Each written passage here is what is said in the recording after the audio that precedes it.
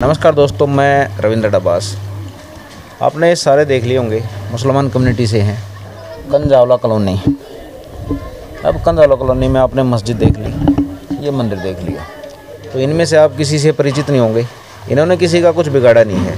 मैं हिंदू हूँ, मैंने भी किसी का कुछ नहीं बिगाड़ा। हम ये नहीं कहते मंदिर नहीं होना चाहिए, मस्जिद नहीं होनी चाहिए, लेकिन स्कूल भी होने चाहिए। कॉलोनी अनऑथराइज हो या राइट हो या रॉन्ग हो, लेकिन पब्लिक तो यहाँ भी रहती है। नमस्कार सर। नमस्कार सर, नाम क्या आपका? मसीह अहमद नाम है। अच्छा सर, आपकी पूरी ये टीम बैठी है जी। ये बताइए, ये कॉलोनी कौन सी है? ये महावीर विहार कंझावला। अच्छा, यहाँ पे मुसलमान कम्युनिटी कितनी है? ये मुसलमान लगभग यहाँ पे जो है करीब इस टाइम 2000 के आसपास है। कभी हिंदू आबादी है, कुछ गांव के आदमी भी इस पर आगे बच गए, क्योंकि लाल डोरा यहाँ तक आ गया। तो ये जो आबादी है विस्तृत है, इसका एक वास्तविक भाई किस तरह की आबादी यहाँ रहती है या यहाँ के मूल निवासियों का क्या योगदान है और कहाँ कहाँ से किस तरह के आदमी अपने रोजगार की तलाश में या भी अपने व्यापार की तलाश में। उसमें फिर रहते कितने साल से हैं? जैसे आप ही हो। ये मैं तो 1990 से यहाँ आ चुका हूँ। ये जो ज़मीन है ये कंझावला गाँव की ज़मीन है। देखो, किसानों की ज़मीन है। ये तो है नहीं कि भैया ज़मीन आसमान से उतरी है। यहाँ के जो मूल निवासी थे, मूल आबादी आदमी थे, उनकी ज़मीन है ये।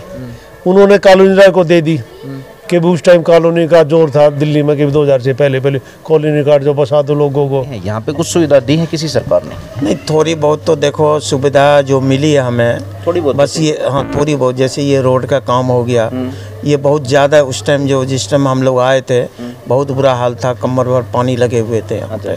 पीछे भी मोमिनों का भी सर्वे किया है, उनसे भी बात हुई, तो वो भी आबादी तकरीबन 40 के आसपास है। 60 आबादी यहाँ पे हिंदू आबादी है इसमें, तो 40 और 60 का है रेशो इस कॉलोनी में। कॉलोनी से साहब आप? जी सर। नाम क्या? अनिल शर्मा, एडवोकेट। अच्छा सर, आप एडवोकेट हो, शिक्षा की बात करेंगे। जी करिए। ये कॉलोनी बसाई थी जी। किसी ने भी बसाई जी, चाहिए, जी। हम उस चीज़ पे जाते ही नहीं। जी जी। लेकिन उन्होंने एक डायग्राम बनाया, यहाँ पे मंदिर और मस्जिद बाकायदा है, किसी की पर्सनल प्रॉपर्टी नहीं। नहीं। पहले ही कॉलोनी का जो नक्शा बना था उसने छोड़ दिया। हम ये नहीं कहते मंदिर मस्जिद नहीं होने चाहिए, होने चाहिए। जी। दोनों का धर्म है, दोनों बिल्कुल के हक बिल्कुल हैं। बिल्कुल। लेकिन शिक्षा पे क्या करेंगे?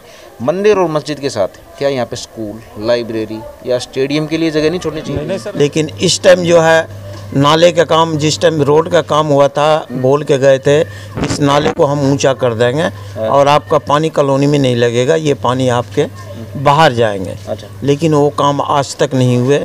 आप पूरा कॉलोनी का सर्वे कर ले, कोई भी ऐसा गली नहीं है जिस गली के अंदर में गंद खाना नहीं है। जब तक खेलेगा नहीं, पढ़ेगा नहीं, तो भारत बढ़ेगा कैसे आगे? लेकिन जब ये शुरू में कॉलोनी बसाई गई थी, तब इस पे जो है मान के चलिए 20-22 साल पहले की बात है, तब इतना फोकस यहाँ के लोगों को पे, मतलब कम लोग थे, गिने चुने लोग थे, और इतना फोकस नहीं किया गया था। मतलब लोग आए, मजदूरी करते थे, सारा दिन काम करते थे, आकर के अपने बच्चों को पढ़ाते, मतलब कि ज़्यादा नहीं। लेकिन जैसे जैसे डेवलप हुआ, विकास हुआ, इस चीज़ के ऊपर लोगों को, यहाँ के जो मूल निवासी लोग हैं, उनको ध्यान देना चाहिए था। घर में कोई गुजर जाए तो उसको दाह संस्कार के लिए कहाँ लेके जाओगे? ये हम लोग सीधा मंगोलपुरी लेके जाते हैं साहब। से कितने किलोमीटर पड़ती है? यहाँ से मंगोलपुरी 9 किलोमीटर के आसपास। मतलब कि 100 को लेके इतनी दूर जाना पड़ता है? जी, सबको इतने दूर लेके जाना पड़ता है। और जो गरीब आदमी का अगर किसी का डेथ कर गया तो उसके लिए टेम्पो करने के लिए हम लोगों को चंदा भी करना पड़ता है। जो नालियाँ, जो प्रदूषण वगैरह है, नालियाँ वगैरह की बहुत ज़्यादा समस्या है सर। इसमें मच्छर वगैरह इसमें होते हैं, इसमें तरह तरह की बीमारियाँ उत्पन्न होती हैं, जो हमारे आपके घर में ये सभी लोग हैं। पब्लिक कहाँ कहाँ की रहती है सर, सबसे ज़्यादा बिहार का आदमी बसा है, रोजी रोटी के तरह। इसके बाद उत्तर प्रदेश, इसके बाद आप राजस्थान, जैसे भैया ने कहा हमारे राजस्थान, मध्य प्रदेश, हरियाणा, इस टाइप के सब लोग हैं। सब कमाने खाने के उद्देश्य से। मैं कानपुर का रजिस्टर्ड वकील हूँ, अनिल शर्मा एडवोकेट मेरा नाम है। अभी 2 साल हुआ है, मेरी वाइफ की नौकरी लग गई है परिवहन विभाग संविदा में, कंडक्टर। तो मरने के बाद तो आदमी कोई किसी से कोई दुश्मनी नहीं रहती। आदमी गया, उसकी दुश्मनी भी खत्म, उसका दीन धर्म भी खत्म। लेकिन कम से कम दाह संस्कार एक इज्जतदार तरीके से होने का, ये तो मेरे ख्याल से हक सबका होना चाहिए। लेकिन वकील साहब थे हमारे साथ, तो उन्होंने आपको दिखा दिया कि वो यूपी से आके और यहाँ पे हकों की लड़ाई लड़ रहे हैं। अभी एक मोमिन साहब से मिले थे, वो भी यही काम कर रहे हैं। कुल मिला के कॉलोनियों के नाम पे क्या धांधलेबाजी चल रही है। आपके जवान बच्चे पढ़ाई और खेल के मामले में क्या कुछ कर पाते हैं यहाँ पे? ऐसा कुछ नहीं है गवर्नमेंट की तरफ से हमारे को सुविधा। अगर कोई बच्चा, अगर मान लो कि थोड़ा बहुत जिसका गुंजाइश है, वो अपना जिम कर लेते हैं, अपना पढ़ाई कर लेते हैं अच्छे। और जो गरीब तबके का है वो तो सरकार के स्कूल के भरोसे है। ये एसटी लाइफ शुरू से है, इसके बाद 10 बार हम लोग कंप्लेंट डाल चुके हैं। हाँ ये वाली हम बोले मतलब केबल वाली डलवाइए, मतलब मेरे पास है उसका एप्लीकेशन दे सके हैं, एमएलए साहब को सबको दे चुके हैं हम, कितने बार दे चुके हैं, इसका अभी तक कोई सुनवाई नहीं हुआ है। उसके सूरत होते हैं इस तरीके के कि आप हमें सप्ताह में लाओ, हमें कुर्सी पे बैठाओ और हम आपको ये कर देंगे, वो कर देंगे, यहाँ बैठाएंगे, वहाँ बैठाएंगे, आपकी छोटी छोटी समस्या के लिए आपका ऑफिस कॉलोनी में बना देंगे, लेकिन जीतने के बाद तो फिर शकल ही नहीं देखते। मैडम कृष्णा तीरथ थी ना, उसके यहाँ गए थे तो हमारे कोई भाई था, ऐसे बोला कि मतलब मैडम हमारा रोड नहीं बना, ये नहीं हुआ, बोला अनऑथराइज है। कल वोट लेने जा रहे थे, ऑथराइज कैसे होता है ये बताओ पहले। फिर सब कोई बोला चुप हो जा चुप हो जा, उसे वहाँ गए थे हम लोग, चुप करा देते। हाँ राजेश बिश्नोई था उसका पी है, उसके मुंह में बोला गया था, बोले थे हम लोग, मुद्दे की बात आती है। हाँ जब हम अनऑथराइज है तो वोट में ऑथराइज कैसे होते हैं हम। जब अभी 5000 वोटिंग करते हैं आपके यहाँ, हमारे यहाँ कम से कम 90% वोट हो जाता है कॉलोनी में, गाँव वाले कितना होता है तो वो 20-30%, इससे फालतू नहीं होता है। गाँव वाले वोट ही नहीं देते। वोट हम लोग देते हैं, वोटिंग हम लोग करते हैं, काम करने नहीं जाता हम है। तो इन नेताओं के चक्कर में ये मत जाओ कि इनका मुसलमानों से कुछ अलग व्यवहार है या हिंदुओं से कुछ अलग व्यवहार है, नहीं, इनका दोनों से ही नकली व्यवहार है कि भाई आपकी मांगे हैं क्या।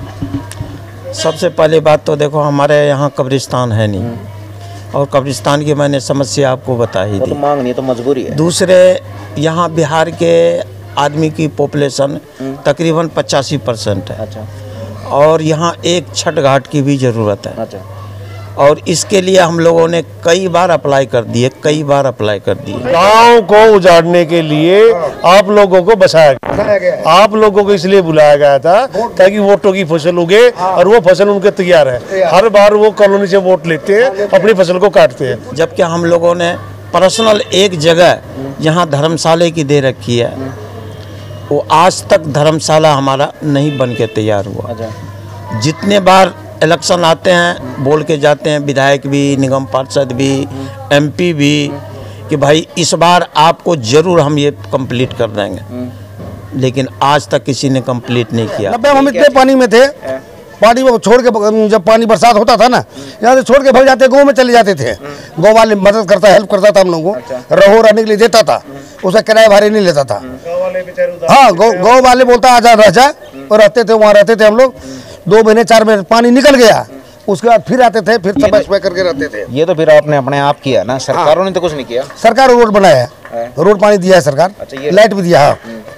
लाइट तो कंपनी देती है। हाँ मतलब लाइट भी करा दिया है, मतलब लाइट भी आ गया हम लोगों को। पहले से रस्सी डालते थे, रस्सी डाल के लगाते थे लाइट, डोरी डाल के। एक गरीब आदमी किसी के लड़की का शादी हो तो उसके लिए हमारे पास इतनी चौली, इतनी रास्ता नहीं है जो कहीं पे हम टेंट लगा के उसकी शादी कर सकें। इस कॉलोनी में हिंदुओं के लिए शमशान व्यवस्था है? नहीं है, नहीं। तो शमशान में जैसे कि घर में किसी की डेथ हो जाती है, किसी की, एक पहले गाँव वाले का था, तो गाँव वाले बोला इसमें जलाओगे तुम लोग तो हमारा हेल्प करना पड़ेगा। हम बोले क्या हेल्प चाहिए, तो बोला अभी हम बना रहे हैं, इसमें आप हेल्प दो। तो हम लोग सारे चंदे करके 40-45 हज़ार रुपया उसमें दिए थे, वो लोग भी दिया था। कौन से गांव में? ये गाँव में कंझावले, हमारे बगल में, पड़ोस में। अच्छा। तो उसमें दोनों का इकट्ठा हो गया। मतलब कि आपको अगर डेथ हो जाती है किसी की, भगवान ना करे, तो आपको मतलब कि सब वहाँ लेके जाना पड़ता है? हाँ वहाँ लेके जाना पड़ता है, ये पड़ोस में हमारा, ये बगली में। अच्छा, ये रोड के उस तरफ। तो ये जो मुसलमान होते हुए आपने हिंदुओं के हक की भी बात की, तो अभी इससे एक सवाल और निकल के आता है, जैसे मैं हिंदू हूँ या और भी बहुत हैं जो हिंदू देखते होंगे, तो आपकी दाढ़ी वगैरह देखते हुए कहते हैं यार ये तो मुसलमान है। उस टोन में ही ना कुछ ऐसी चीज़ आ जाती हैं जो बेवकूफ़ इंसान होंगे ना तो सोचेंगे यार ये तो दुश्मनी की भाषा बोल रहा है। लेकिन मैं आपसे जानना चाहूँगा, जैसे आपकी कम्युनिटी बैठी है, हिंदुओं के बारे में आपके क्या विचार है? हम तो जला लेते हैं। अच्छा। इसको मंगोलपुरी जाना पड़ता है। इसको मंगोलपुरी जाना? हाँ मतलब मंगोलपुरी इस बीच में कहीं नहीं है इसका। नहीं, मैं समझा नहीं। जैसे कि आपके घर पे कोई डेथ होगी, सॉरी मानियो मत भाई, इस चीज़ को मतलब हिंदुओं में कोई डेथ हो जाती है तो आपको उनको दाग के लिए कंधौला गाँव में लेके, हाँ गाँव ले जाना पड़ता है। और इनको मंगोलपुरी, इससे पूछिए कहाँ जाना पड़ता है, क्या परेशानी होता है इसको। ना तो आज तक हम लोग समझे हिंदू कौन है, और ना हमारे मोहम्मदन कौन कभी समझे कि ये गैर कौन है। ठीक है, ऐसा कुछ नहीं है। हम लोग एक थाली में खाने वाले हैं, एक जगह उठने बैठने हैं। अगर हमारे मस्जिद के ऊपर में किसी प्रकार की कोई बात आ गई तो हम लोग तो घर में चुप भी जाएंगे, लेकिन हमारे हिंदू दोस्त जो है पहले आकर के उनके ऊपर वार करेंगे। यहाँ पे इन्होंने एक बात बताई कि हिंदुओं को अगर दिक्कत होती है तो सबसे पहले ये आते हैं, और इनको दिक्कत होती है तो यहाँ के हिंदू आते हैं। 33-35 साल से हैं ये। आम आदमी की यही लाइफ है, चाहे आप हिंदुओं में चले जाओ चाहे आप मुसलमानों में चले जाओ। भाई आपको दिखाते हैं कि मंदिर के सामने, ठीक है, हम मुसलमान भाई को खड़े कर रहे हैं, ऐसा कोई नहीं, समस्या पूछ रहे हैं इनकी, तो शिक्षा पे जाइए, फालतू की बातों पे नहीं। फालतू बात सिर्फ नेताओं की होती है, गलत होती है। अच्छा सर, इन्होंने कही कि आपके अगर कम्युनिटी में कोई डेथ हो जाती है जी तो आपको मंगोलपुरी लेके जाना पड़ता है। जी, मंगोलपुरी लेके जाना पड़ता है। यहाँ कोई इंतज़ाम नहीं है साहब।